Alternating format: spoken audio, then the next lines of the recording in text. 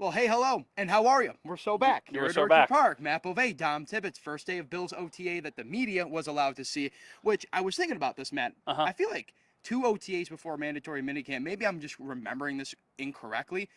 I've always felt like we had another day. Maybe we were here a week prior to Maybe, this. I don't know. It all kind of blends together for me. It All I does, know is yeah. the voluntary part, and then the mandatory part. And that actually does kind of segue us into what the big conversation will be today Yeah. is the one player who is not here for voluntary workouts, which we all would have probably guessed was Yep. not going to be here, and that's James Cook, the Bills running back. Yeah, and listen, the word voluntary I think is so important here. You kind of already knew it was coming. I think the front office and his people are still trying to work on something here. That's at least kind of what Deion Dawkins indicated is not so much on that deal part, but hey, the front office is going to handle the business side of things. When James gets back into this locker room, which they would anticipate maybe at Yeah. this moment would be mandatory minicamp, they're going to embrace their guy. He's still their running back one. He's still a key member of this offense and somebody that will be not only welcomed back into this locker room, but also someone that's needed, Matt. So right now, I think if you're out there and you're a fan and you're sweating it a little bit, I don't think you have any reason to be, even if he doesn't show up to the next voluntary workout a week from today. Yeah.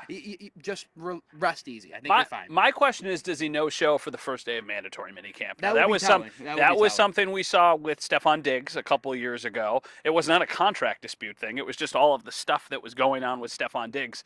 I think he'll show up because I don't think he has the leverage maybe that some people might. He still has leverage. He's a very good player.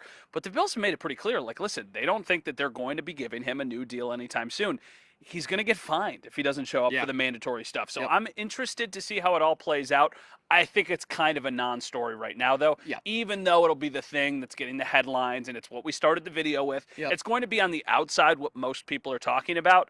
I don't think it's that big of a deal, though. You have to address it. And you also have to address the guys that were here, which was, according to Sean McDermott, everybody else, including Josh Allen, who has a pretty busy schedule coming up here in the next couple of weeks. Him being here, it definitely sent a big message because, I mean, McDermott touched on it and spoke very highly of it. Greg Rousseau talked after practice. And on the defensive side of it, if a defensive guy is kind of feeding off the energy your MVP quarterback is giving you of being here on a voluntary basis, but making sure he made it a point to be here. Yeah. I think that says a lot about what 17 does, not only what he does on the field, but what he is as a leader. Deion Dawkins had the bite. He's the MVP on the field and is the MVP off of the field. That was the bite. That's the That was bite. it. They know what he means to the entire organization. And you also want to set an example, right? Like you want to set a standard of, hey, this is how we're going to work over the course of the next several weeks. And then this is what we expect when we get to training camp. We're expecting 100%, and we're expecting guys to be here and be ready. And Josh Allen being here, I think, does speak volumes. And I'm not surprised, right? With him, this was what was expected, even though knowing the wedding is coming up very soon. Yeah. And then I think my last thing just with Josh is that it's good, in at least in the sense with so many new pieces. I look at the wide receiver room. Like today, we got to see kind of Josh Palmer in action. Saw Elijah Moore and the new pieces there. Laviska like Shenault. Laviska Shenault, thank you. I Yeah. mean, and then you have the returning guys. Like we need to see more from Keon Coleman. So you start to see a little bit of kind of progress he's made this offseason. Curtis Samuel, Dalton Kincaid. Defensively, I was overshooting a bunch of the defensive side, and we said it when we were watching a little bit of 11 on 11 today.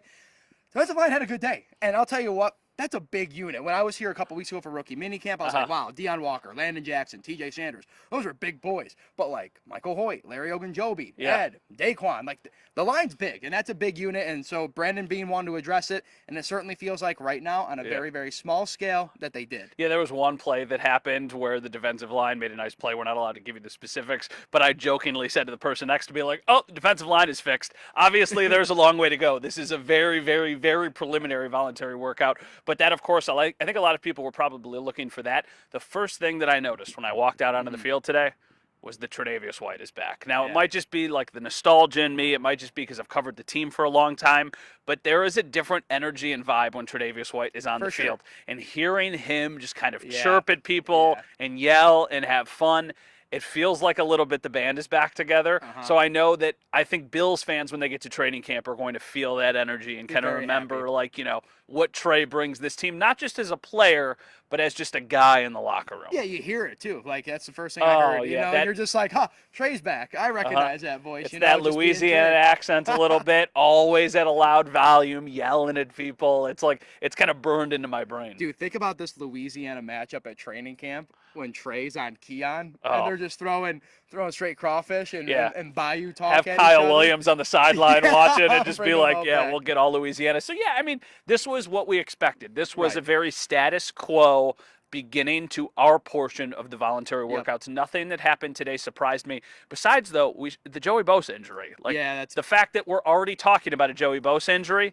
is probably pretty disheartening for people. Yeah, I mean, that's a guy with the $12 million payday, and we don't really get to see him yet. Now, I know this, if you're going to have Joey Bosa take some time to recover and get healed, this is the time to do it. Yeah. You're hoping to see him revamped and kind of coming full speed when training camp happens. But there's a lot of very intangibles, very important things that I think you get out of OTAs and even into mandatory minicamp.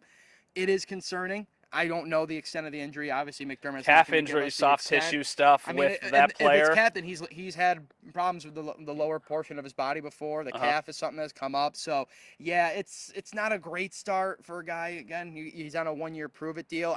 If I'm Joey Bosa, I probably want to get back out to make sure I prove the fact that I'm worth it. But it's a tough start for sure. And, we talked to Greg Rousseau after, and he talked about the fact that him and AJ are in this really, like, kind of peculiar spot where, we saw the beginning of their career in Buffalo. So now you have a guy like Bosa, this veteran on the roster. Then you get to a guy like AJ and Greg in the middle. And then you have, like, Landon Jackson's, all these new guys. So they don't have that veteran presence right now. I think that would have been nice to have, being that there's no Von Miller here anymore. But, again, long way to go. You don't know how it's going to progress. Maybe by training camp he's ready to go. And then this conversation, honestly, kind of becomes irrelevant. Yeah, as long as when they signed Joey Bosa, the thing we talked about literally that night is 100%. put him in bubble wrap until December. Yep. When you need him, you need to make sure he's available. So getting him back to full speed is kind of the utmost importance. I think Dom mentioned it a little bit ago. So this is the second final week of voluntary workouts. We will be back out here again next Tuesday. Then after that, there's a week break, and then that's mandatory minicamp. So that's when we really got to pay attention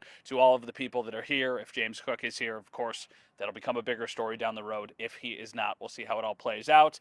That is Dom Tibbetts. I am Matt Bove. Not a voluntary day for us. Happy to be here, though. We'll talk to you guys soon.